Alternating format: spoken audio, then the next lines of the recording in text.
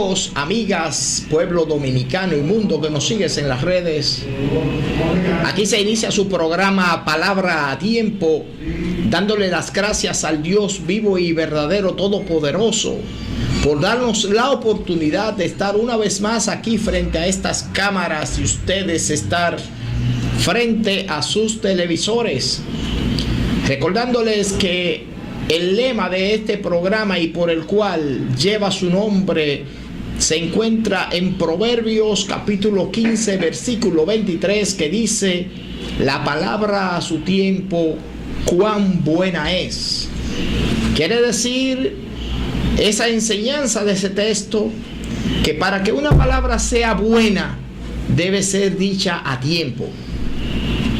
Por eso queremos siempre que desde este programa vayan hacia ustedes palabras buenas, palabras a tiempo, palabras edificantes, palabras de bien, palabras que construyan y no que destruyan. Y precisamente hoy tenemos lo que yo puedo decir, el mejor invitado que puedo tener aquí al lado mío. Es un hombre que tiene una historia que contar. Un hombre que luchó, peleó en la guerra de abril del 65, no como uno más, sino como un líder que trajo incluso más de 60 hombres a pelear al lado del pueblo dominicano por la restauración de la democracia y la vuelta a la constitucionalidad.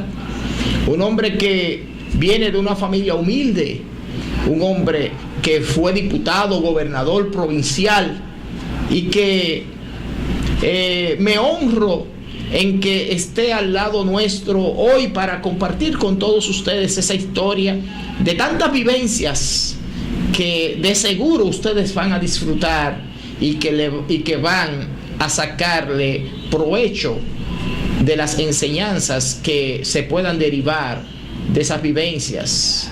Y digo que es el mejor invitado que yo pueda tener, porque precisamente se trata nada más y nada menos que de mi progenitor, mi padre, don Héctor Ogando, a quien me honro en darle la bienvenida a su programa Palabra a Tiempo. Bienvenido, don Héctor Ogando. Muchísimas gracias de estar aquí frente a estos programas, a estas estaciones, y me honro sobre todo que tú hayas dicho que yo vine a pelear en la Revolución de Abril, que salí de Higüey ese lunes después de esa batalla de la cabeza del puente, con un camión y una camioneta llena de hombres que vinieron al junto mío a unirse, a luchar por la democracia en la revolución. Sí, pero esas son historias que las vamos a ir diciendo en su momento, porque obviamente hay muchas cosas que usted debe contar antes de llegar ahí, porque yo quisiera que usted nos hable de quién es Héctor Ogando, dónde nace, cómo se crió, que nos hable un poco de su historia a la edad más temprana. Bueno, yo nací en Higüey, en un barrio que se llama Cambelén, que en aquel tiempo era un barrio y ya hoy está al centro de la ciudad. Cambelén se le puso ese nombre por mi abuela, por parte de mi mamá, que se llamaba Belén, y llegó a Higüey en una forma que yo mismo no me preguntaba y no sabía cómo llegó ya a Higüey, porque ella era de San Juan de la Maguana. Pero un amigo mío, que ya murió el pobre, se llama Manuel Suero de Almao, me hizo la historia, que ella llegó a Higüey en una de esas procesiones que hacían, y se quedó allí y se radicó en ese barrio, y allá puso un apiario donde descataban muchas miel de abeja, pero en ese tiempo nada más era para coger la cera, porque la miel no se vendía, y hacían unos jengibre en unos calderos grandísimos, y ya estaba en ese campito y las jóvenes que estaban en el medio del pueblo se juntaban y decían, vámonos para Cambelén, para unirnos allá a beber jengibre y té. Y por eso le pusieron a ese barrio Cambelén y se le quedó Cambelén hasta el día de hoy. Don Héctor, y entonces, ¿quiénes fueron sus padres? Usted nació, ya dijo, en Higüey, en un pueblo, en un barrio llamado Cambelén. ¿Quién fue su padre y quién fue su madre? Mi padre se llamaba Pedro Mota. Pedro María Mota. Que era precisamente de San Rafael de Yuma, pero nació en Higüey, en Higüey porque su mamá era de Higüey. Y no sé cómo fue que se unió con mi abuelo. Uno era de Yuma, que era mi abuelo, y ella era de Machatalupe. Y se unieron y procrearon 3 hijos, una hembra y 2 varones. Un varón se llamaba Pedro Manuel María Mota, la hembra se llamaba Rosa María Mota, y mi papá Pedro María Mota. Todos tenían a María. A María. Sí, porque obviamente en Higüey hay una devoción a la Virgen de la Altagracia, que por eso quizás esos nombres. Entonces, ¿hasta qué nivel de estudios realizó Héctor Ogando? ¿Hasta qué curso pudo llegar? Bueno, eso es bastante misterioso, los estudios míos, porque cuando yo estaba en la escuela primaria, a los 8 o 9 años, a mi papá, que era un maestro constructor, le dieron 5 puñaladas en una bodeguita de una señora llamada Nina Mercedes. Y estuvo en el hospital, en un hospital del Ceibo, y en la cárcel, en la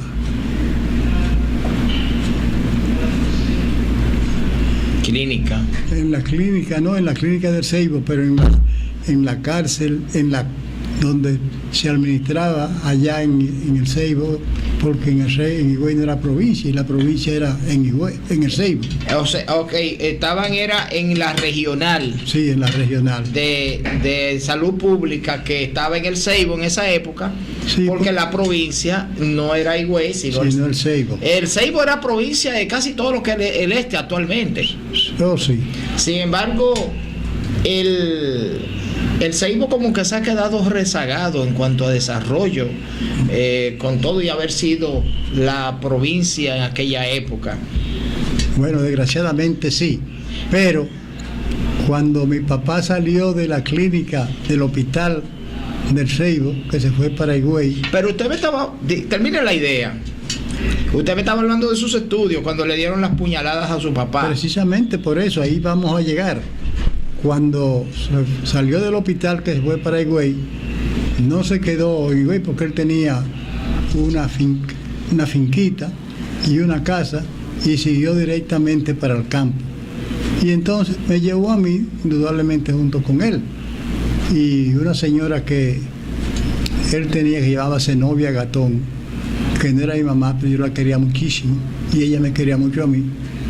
Bueno, y cuando ellos salieron de allá, me dejaron a mí bregando con la finca, y yo no tuve oportunidad de ir a estudiar. Ok, pero yo, según usted me ha contado, usted hizo después un 8º curso por correspondencia, y hizo un curso de maestro constructor. Sí, también. Yo tenía inquietudes. En la Philly, ¿cómo se llamaba esa? Había una escuela que daba Philly Morrison, era algo así. Bueno, yo estudié porque yo busqué y no solamente yo, sino me reuní con un grupito de jóvenes que no habían hecho el octavo curso, no habían llegado, y buscamos a un profesor que era de San Pedro de Macorís, de San Pedro de Macorís, está vivo, y otro que era del Ceibo. Ok, entonces, usted se hace maestro constructor también y comienza a trabajar en esa área. Y comienzo a estudiando de noche, y estudiando por las inquietudes que tenía de querer aprender, me llegué a hacer el octavo curso y seguí estudiando para hacer el bachillerato. Entonces, ¿cómo conoce? ¿Cuántos hijos tiene don Héctor? Bueno, yo tengo con mi esposa, tengo 5, porque uno nació natimuerto, eran 6, y después tengo 3 hijos más con otras mujeres. No, pero él no, te tiene 5 más. Pero eran 6 con mi mamá. Sí. Porque hubo uno que murió al nacer. Nació nativo. ¿Cómo conoce usted entonces a la que actualmente es su esposa, que tiene que estarnos viendo? Un saludo a doña Negra Gil, que está allá en el Ensanche Kennedy viendo este programa, lo ve todos los días. Y hoy de manera especial tenemos que darle un saludo. ¿Y cómo usted la conoce a ella y se enamora de ella? Yo, como trabajando como maestro constructor con Emilio Méndez en las calles, haciendo contenes y cunetas, la conocí, vivía trabajando frente a su casa. Pero yo tenía 3 novias más. Pues usted era un picaflor. Pero yo era muy observador. Las 3 novias, las otras eran indudablemente que eran muchachas muy buenas mozas, pero yo lo observaba bastante, y ella era muy trabajadora, como siempre lo ha sido, era modista, y yo en la casa de los padres de ella guardábamos las herramientas de trabajo en lo que tuvimos por ahí al frente. Bueno, y así la conocí, la vi, me enamoré de ella, y en ese tiempo se usaba que cuando uno se enamoraba de una joven tenía que ir a la casa y hablar con los padres, y hablé con su padre y me concedieron la entrada para casarme con ella, hasta que me casé. Se casó, y yo creo que ya ustedes deben tener como 65 años de casado. Poco más o menos. Sí.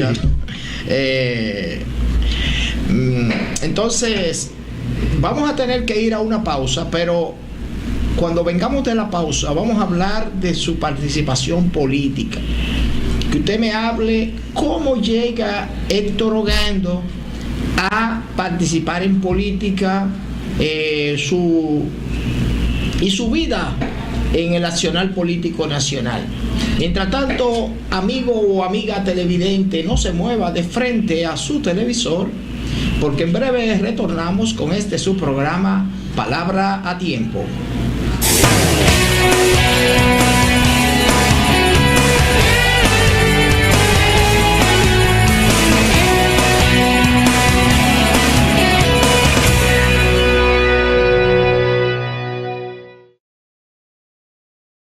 ¿Te ha pasado que luego de todo un día de trabajo vas a un banco, pero cuando llegas ya han cerrado?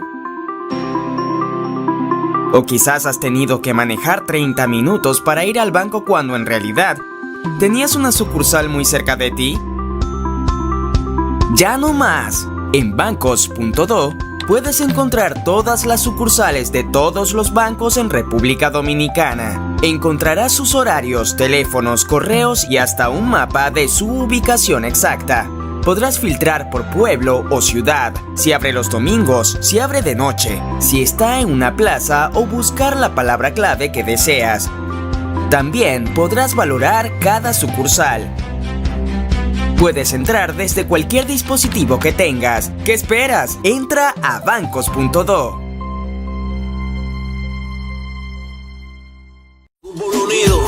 El Cibao marcha el domingo 14 de julio en Santiago. Marchemos por el fin de la impunidad, por una justicia independiente y en contra de la reelección porque es más corrupción. Ven el 14 de julio a la gran marcha del Cibao. No te la puedes perder. Es una oportunidad de hacer patria y proteger a tu familia. Que en esta marcha a nadie discriminamos. Trae a tu amigo, trae a tu hermano, a la abuelita porque el pueblo ya se decidió. Higüey Travel te lleva a conocer Israel, Palestina, Jordania y Egipto. 14 días de aventura, todo incluido. Nuestra excursión incluye boletos aéreos, traslados, alojamiento y visitas según itinerario, alimentación completa, tarjetas de asistencia en caso de accidente, guía de habla hispana, impuestos incluidos, tour en autobús de lujo con Wi-Fi. Visitaremos las espectaculares pirámides de Giza en Egipto, la monumental ciudad de Petra en Jordania, la iglesia de la Natividad donde nació nuestro Señor Jesús en Belén, Palestina, así como la ciudad santa de Jerusalén en Israel. Viajamos del 24 de junio al 5 de julio, desde $4,995 por persona. Deja tu viaje en manos de expertos. Llama al 829-853-4440 y 829-645-7755 o escríbenos a higüeytravelsa@hotmail.com.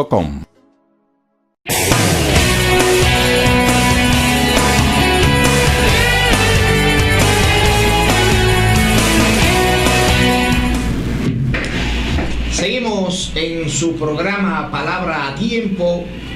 Hoy estamos conversando con don Héctor Ogando, mi padre, un hombre que tiene una historia que contar. En el segmento anterior nos hablaba sobre su vida privada, personal, sus nacimientos, sus familias, etcétera. Y cuando nos fuimos a la pausa dejamos una pregunta en el aire para que nos comience a hablar sobre su participación en política.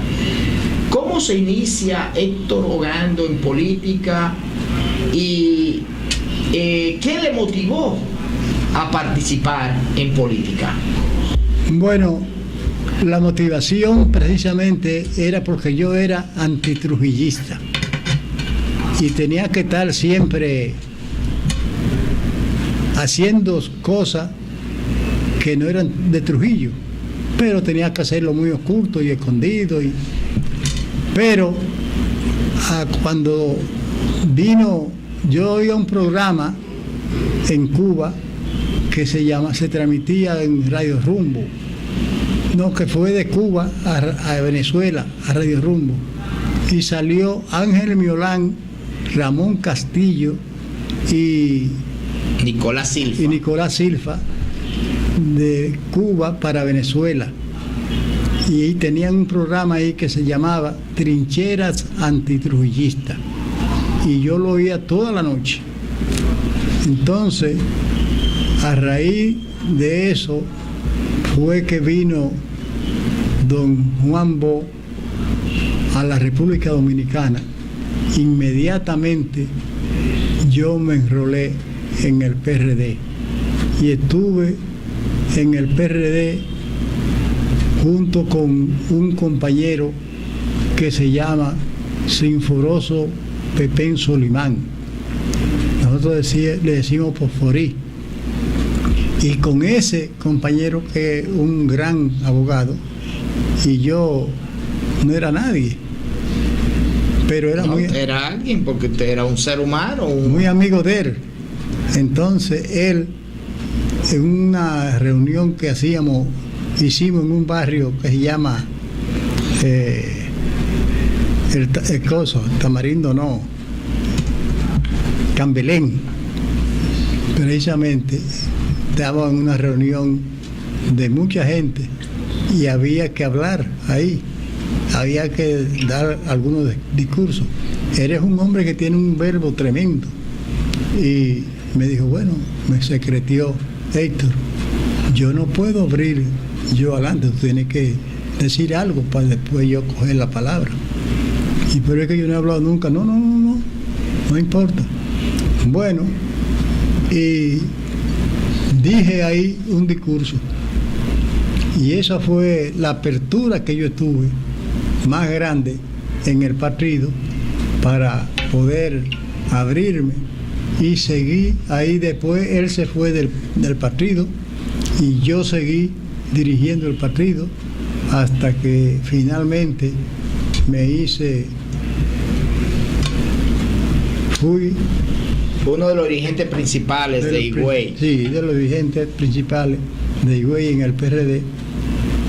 Y entonces fui diputado al Congreso Nacional. Sí, pero antes yo quiero que usted me hable de qué ocurrió en el gobierno de Juan Bosch, que usted ayudó a que ganara las elecciones el PRD en diciembre del 1962, y que en febrero del 63 se instaurara ese gobierno que lamentablemente solo duró 7 meses, desde febrero hasta septiembre.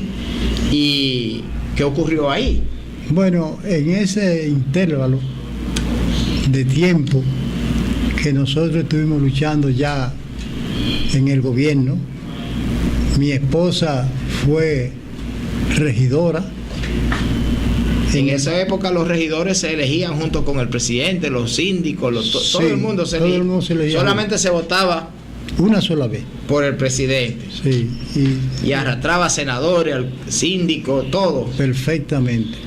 Bueno, entonces ahí estuvimos luchando hasta que en esos días tumbaron al gobierno de Juan Bosch y uno tuvo que estar un poquito escondido. Y entonces, luego de que derrocan a Juan Bosch, que comienza una etapa en la vida de nuestro país un poco insegura, una etapa en la cual no había una verdadera democracia, donde se sucedieron varios mandatos, y después viene la revuelta de abril del 65. ¿Cómo fue su participación en esa guerra, en esa revuelta de abril? Bueno, al llegar a la revuelta de abril del 65, yo cuando eso llegó me puse muy alegre, muy contento, porque estábamos prácticamente humillados. Y yo cogí y reuní un grupo de compañeros y compañeras que también tenían las mismas inquietudes que tenía yo, y nos reuníamos a hacer las reuniones en contra del gobierno, del triunvirato. Y en eso fue que yo reuní a un camión y una camioneta que me la prestaron.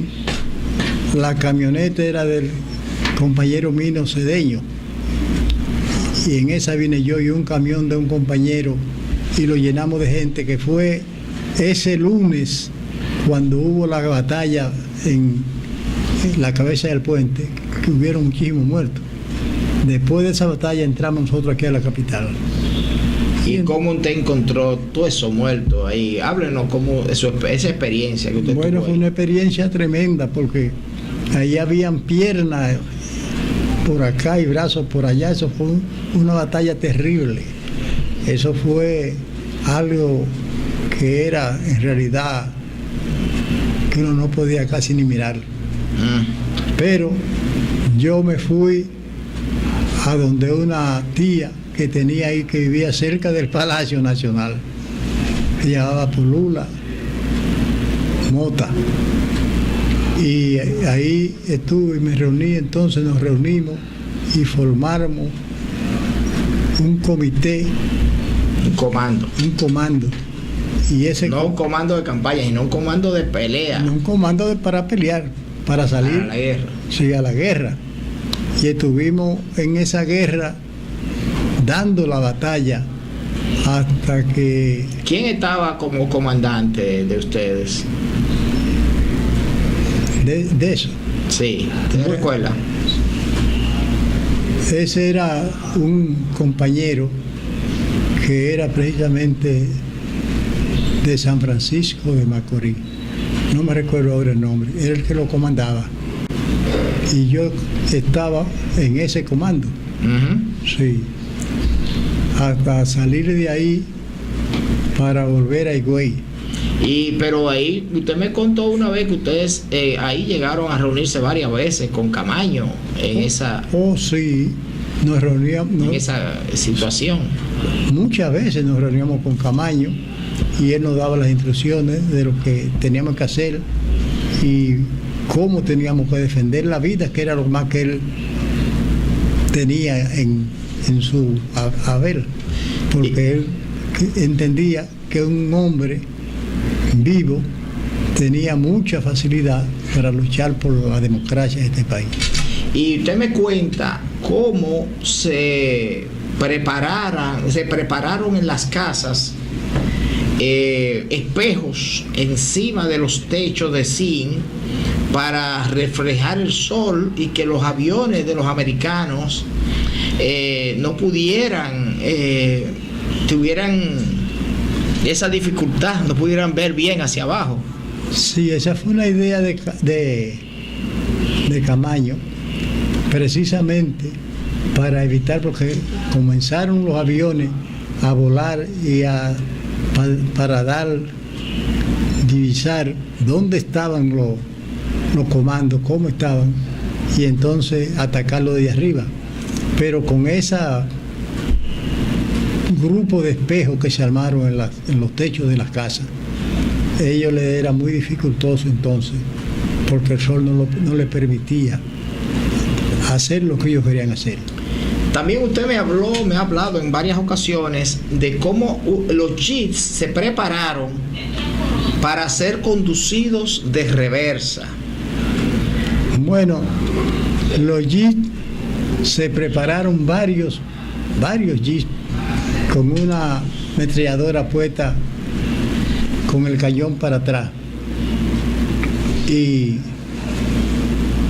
cuando hubo esa batalla que los americanos dijeron que iban a coger allá abajo, que se metían porque ellos se sentían muy poderosos, y era la verdad, antes que nosotros. Pero ya Camaño tenía preparado ese grupo de jeep con una ametralladora atrás, y en vez de venir de frente, lo que hacía era que venían de reversa, y cuando estábamos escondidos en una de esos calles, de las calles, cuando ellos no veían a nadie, venían huyendo para él. Entonces salían esos jeeps con esa ametralladora, y eso era una raza tremenda. Eso no se puede ni decir. La gente que murió ahí. Los americanos sí que murieron ahí, con ese tipo de campaña que hizo Camaño para pelear en contra de ellos, porque así solamente nosotros podemos pelear en contra de ellos. Y usted también me contaba cómo esos americanos muertos en la batalla aquí en República Dominicana llegaban a Estados Unidos, y le daba vergüenza a los americanos decir que eran aquí, que estaban siendo derrotados. Y no se atrevían a decir que era la República Dominicana, sino que era de Cuba. Que iban de Cuba porque Cuba era más fuerte que nosotros y tenía mejores preparaciones, y también peleaba en contra de los americanos. No, y también, según usted me contó una vez, también se mencionaba Vietnam. Sí, que lo traían de Vietnam, pero por allá ni pasaban por Vietnam, era de aquí, y no se atrevía, se le daba vergüenza hablar de que todos esos muertos eran de la República Dominicana, porque con esa preparación que hizo Camaño, era una cuestión que cada vez que venía un grupo de gente de esa por la calle corriendo, y esos jeeps que estaban escondidos en una calle, cuando venían así, salían con una ametralladora, y eso era un arraso y fuera tremendo.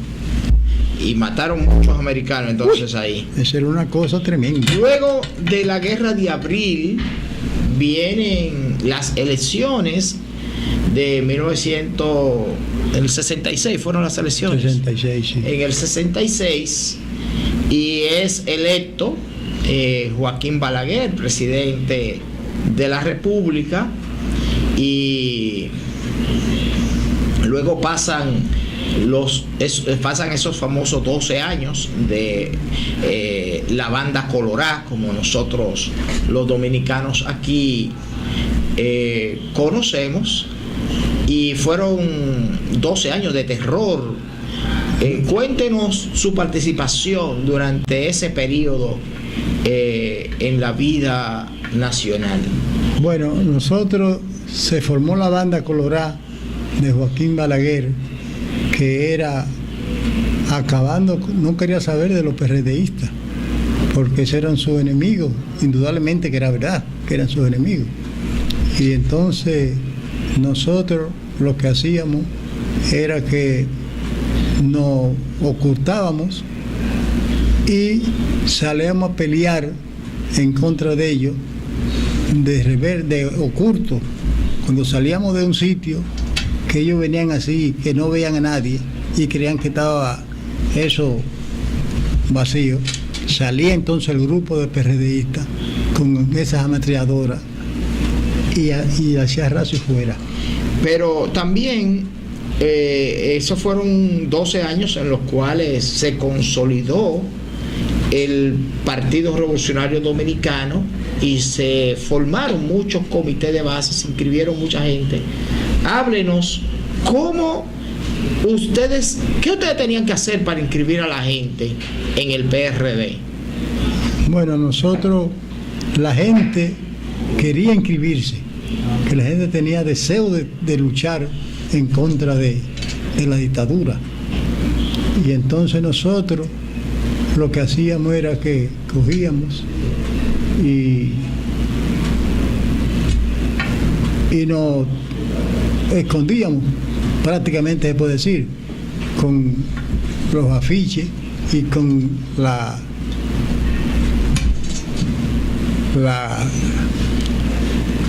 para reunir a la gente, inscribirla en el partido. Sí, para reunir a la gente, inscribirla en el partido era escondido. En el 1978, primero antes del 78, en el 72 se divide el PRD. Sí. Se dividió el PRD en el 1972. Juan Bosch sale, que es el líder, y forma el PLD. Y entonces queda Ángel Miolán con el PRD, Peña Gómez, y nosotros, como éramos peñagomistas, nos quedamos con Peña Gómez en el PRD y no nos fuimos al PLD hasta la fecha, precisamente. Entonces, luego de la pausa, porque ahora vamos a otra pausa comercial, vamos a hablar sobre ya el fin de esos famosos 12 años de terror de la banda Colorá, de los famosos 12 años de Joaquín Balaguer, y el triunfo del PRD de nuevo con don Antonio Guzmán como presidente de la República. Y ahí fue elegido usted como diputado al Congreso Nacional, y queremos que cuando regresemos usted nos hable de esa experiencia que tuvo. Mientras tanto, amigo o amiga televidente, no se mueva de frente a su televisor, porque en breve retornamos con su programa Palabra a Tiempo.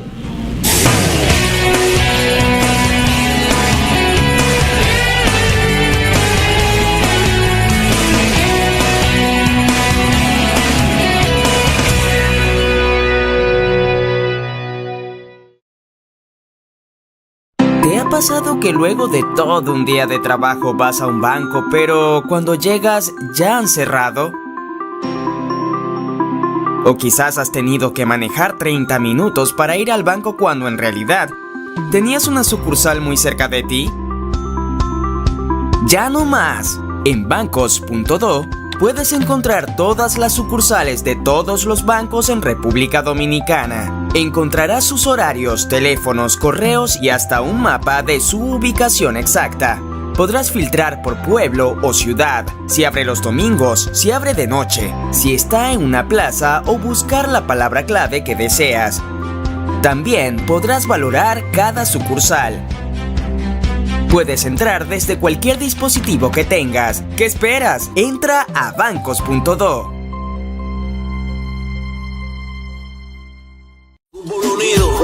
El Cibao en marcha el domingo 14 de julio en Santiago. Marchemos por el fin de la impunidad, por una justicia independiente y en contra de la reelección porque es más corrupción. Ven el 14 de julio a la gran marcha del Cibao. No te la puedes perder. Es una oportunidad de hacer patria y proteger a tu familia. Que en esta marcha nadie discriminamos. Trae a tu amigo, trae a tu hermano, a la abuelita porque el pueblo ya se decidió. Higüey Travel te lleva a conocer Israel, Palestina, Jordania y Egipto. 14 días de aventura, todo incluido. Nuestra excursión incluye boletos aéreos, traslados, alojamiento y visitas según itinerario, alimentación completa, tarjetas de asistencia en caso de accidente, guía de habla hispana, impuestos incluidos, tour en autobús de lujo con Wi-Fi. Visitaremos las espectaculares pirámides de Giza en Egipto, la monumental ciudad de Petra en Jordania, la iglesia de la Natividad donde nació nuestro Señor Jesús en Belén, Palestina, así como la ciudad santa de Jerusalén en Israel. Viajamos del 24 de junio al 5 de julio, desde $4,995 por persona. Deja tu viaje en manos de expertos. Llama al 829-853-4440 y 829-645-7755 o escríbenos a higüeytravelsa@hotmail.com.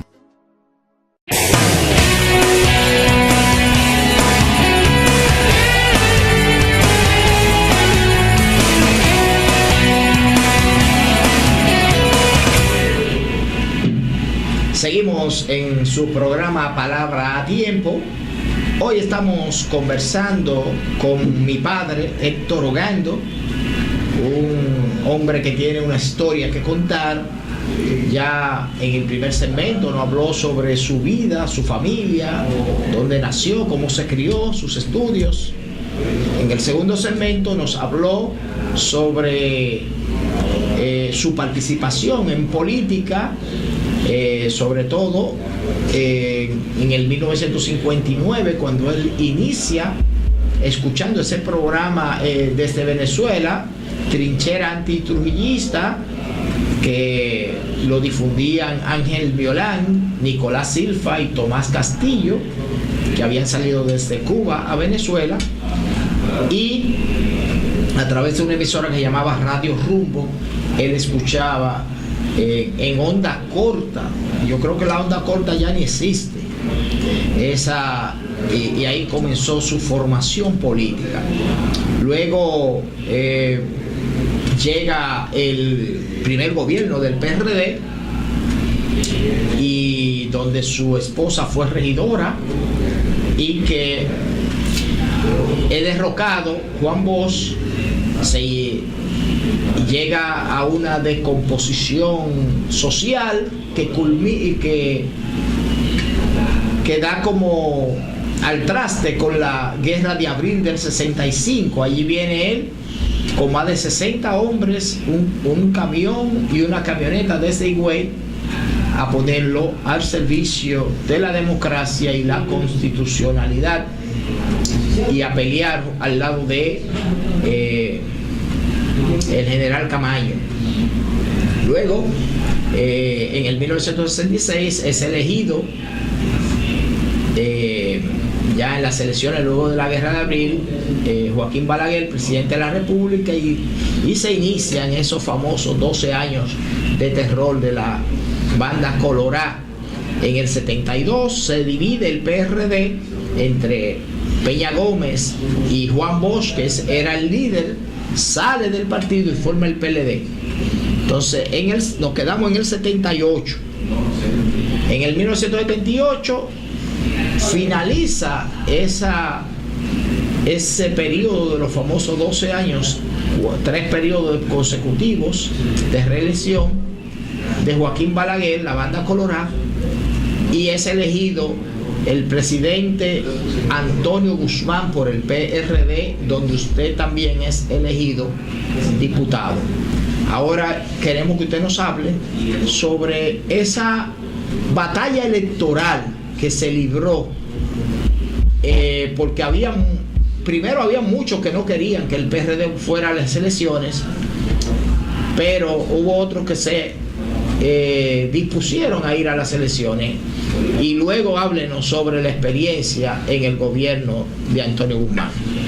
Bueno, pues bien, allá en mi pueblo la gente me ha querido mucho, aún todavía me quieren.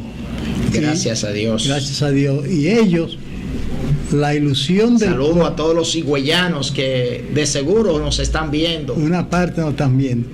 Y ellos, la ilusión de ellos era que yo fuera... Y a las cigüeyanas también. Sí, claro que sí. Que yo fuera síndico del pueblo. Esa era la ilusión del pueblo higüeyano.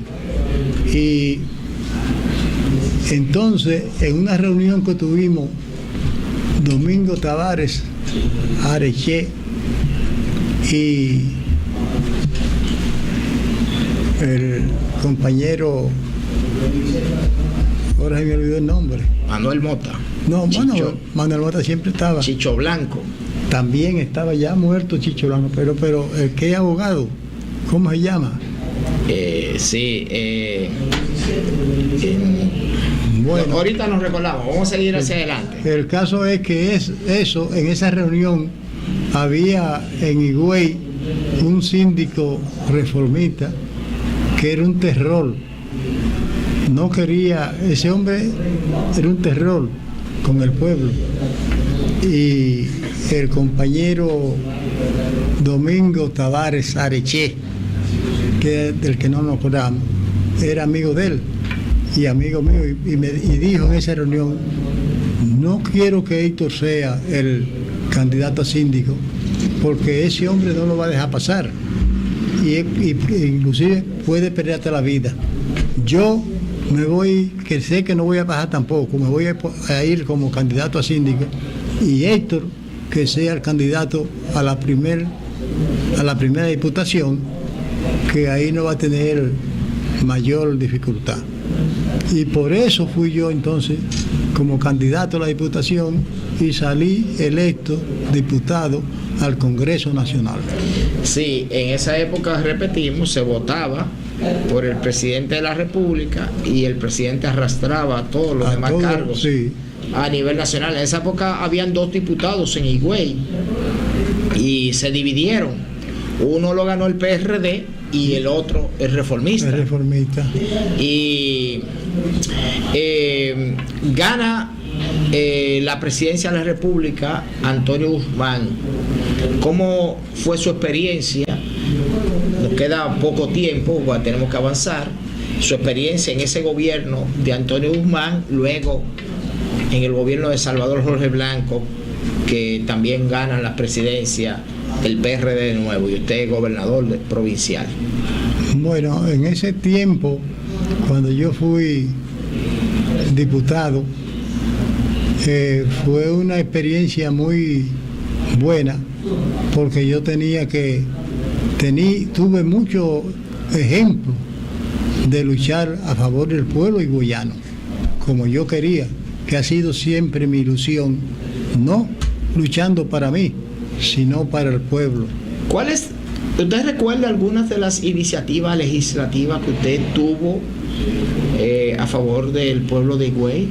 Bueno, una de ellas, que todavía ya está en la historia, que fue que yo propuse a las lagunas de Nisibón como distrito municipal, por razón las razones que se opusieron ahí era que para venir a luchar, por ejemplo, a una, ¿cómo se llama? Oficialía del Estado Civil. Sí, había que pagar en esa época 50 pesos para ir y venir. 50 centavos. ¿Qué? 50 centavos, sí. Y entonces yo puse como ejemplo esas razones. Y entonces se hizo, la Laguna de Sibón se convirtió en distrito municipal. En distrito municipal, no en municipio. Sí, distrito municipal. En distrito municipal. Sí, por mi proposición, y yo tenía buena acogida en la Cámara de Diputados, y se eligió y se hizo distrito municipal La Laguna de Sibón por las razones que nosotros antes opusimos. Háblenos de cuando usted fue diputado, se inauguró el aeropuerto de Punta Cana y comenzó el turismo a desarrollarse en esa zona. ¿Cómo fue esa historia? Bueno, el aeropuerto de Punta Cana, yo te voy a hablar de Punta Cana primero, porque yo conocí a Punta Cana cuando... Bueno, que realmente el Macao. No, había que pasar por el Macao, pero era Punta Cana. Ok, Punta Cana, sí, lo que es Bávaro es lo que se conoce ahora, sí. Pero Punta Cana es todo. Bueno, entonces yo iba a Punta Cana a matar palomas que inmigraban de Venezuela allá a ese barrio, porque eso era una montaña grandísima y esos animales venían ahí, había mucha fruta y muchas cosas. Y yo conocía esos peñones que para poder caminar ahí daba brega. Habían muchos animales silvestres, que me recuerdo que un berraco cimarrón tuvo un pleito con don Felipe, se me olvidó el apellido ahora, y el berraco mató a Felipe y él mató al berraco. Wow. Sí. Felipe Rijo, que monteaba en esa época por ahí. Y ahí yo conocí eso a Punta Cana y descubrí todo eso. Hasta ahora cuando yo fui a Verón, que ya... Es un pueblo. No, ya lo vi sin piedra una parte. Le dije a Iris, la hija mía, la que vio analista, le dije, mira, yo te voy a enseñar, y le enseñé una parte que quedaba. Tú ves con todos esos peñones, ahí sí era todo esto. Y mira cómo está ahora. Y eso lo van arreglando. Entonces, eso, Punta Cana, en ese tiempo, era de Toñito Flaquer, tenía una parte, y Mino Cedeño, Lisandro Castillo, que ya murió. Saludo a don Toñito Flaquer. Sí. Y a sus hijos, Lester Flaquer y a José Antonio. Y Toñito Flaquer. Sí. Y Lisandro Castillo cortaba mucha madera, que había mucho... Cedro. Caoba, mucha caoba. Mucha caoba y mucho guayacán. Sí. Era una cosa que eran...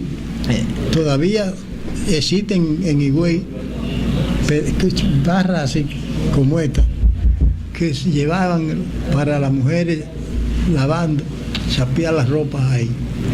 Bueno, yo inclusive tengo unas mecedoritas que fueron de las ramas de la caoba, que traje de allá. Y porque el tiempo está avanzando, nos queda poco tiempo de programa, don Héctor.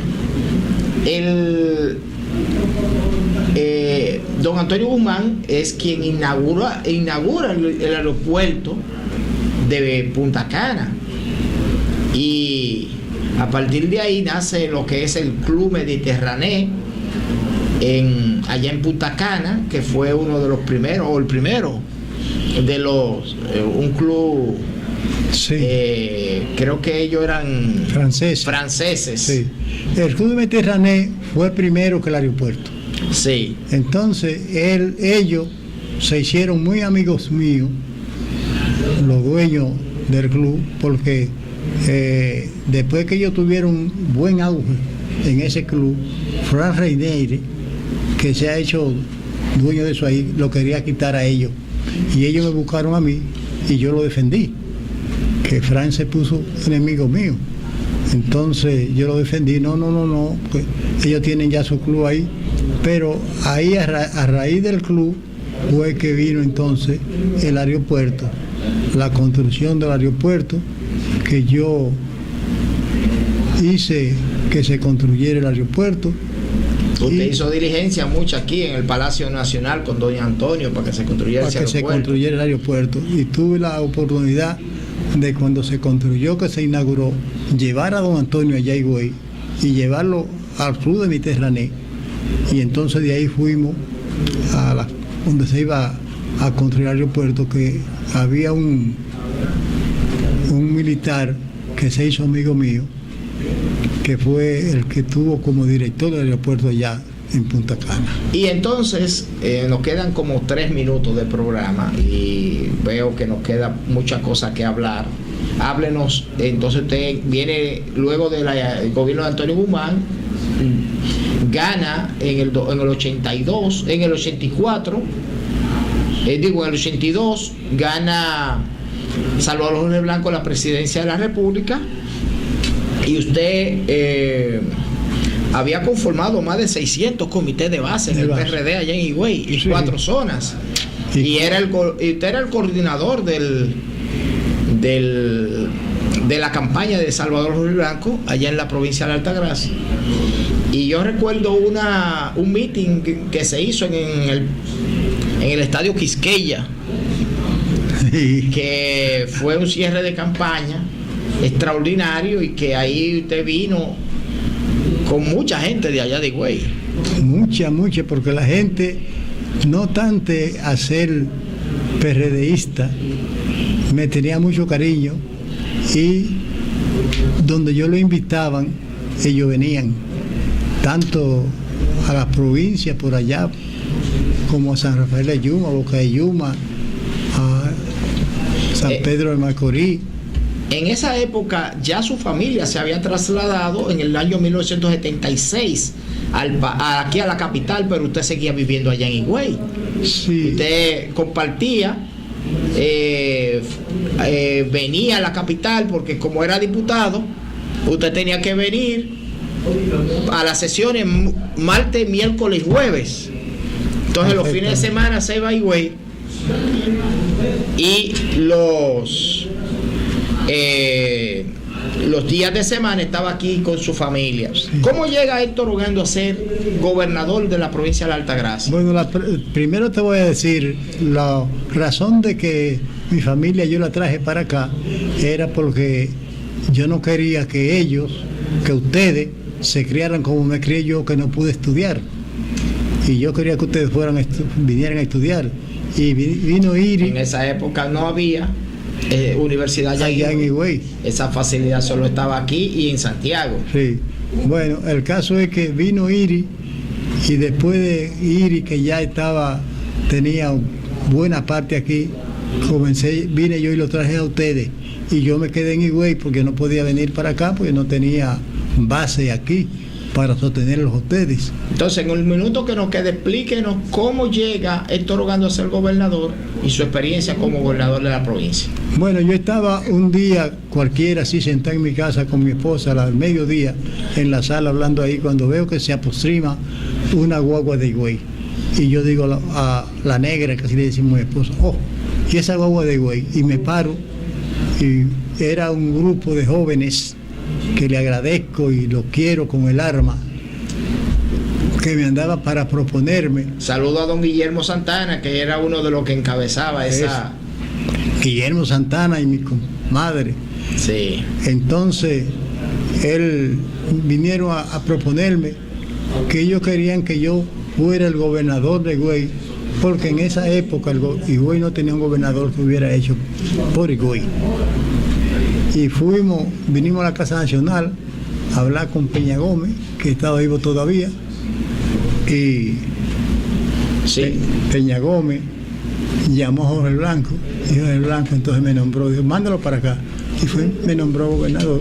Bueno, lamentablemente el tiempo se nos ha terminado, y de esa manera entonces usted llega donde Peña Gómez, esa comisión del partido, Peña Gómez llama a Jorge Blanco, inmediatamente Jorge Blanco lo recibe en el palacio, y 2 o 3 días después ya usted estaba como gobernador provincial de Higüey. Pero en una próxima seguiremos hablando sobre lo que continúa luego de ahí, porque el tiempo ya se nos ha agotado. Porque quedó muchas cosas. Mientras tanto, gracias por su sintonía. De esta manera hemos llegado al final del programa por esta ocasión, dándole las gracias por su sintonía e invitándoles a que nos sintonicen cada día.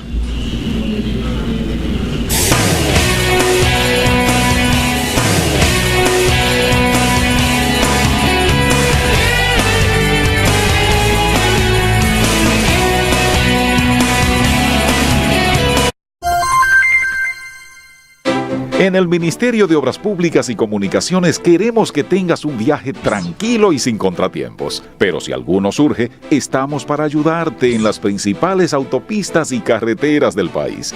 Salva el número de la asistencia vial 829-688-1000.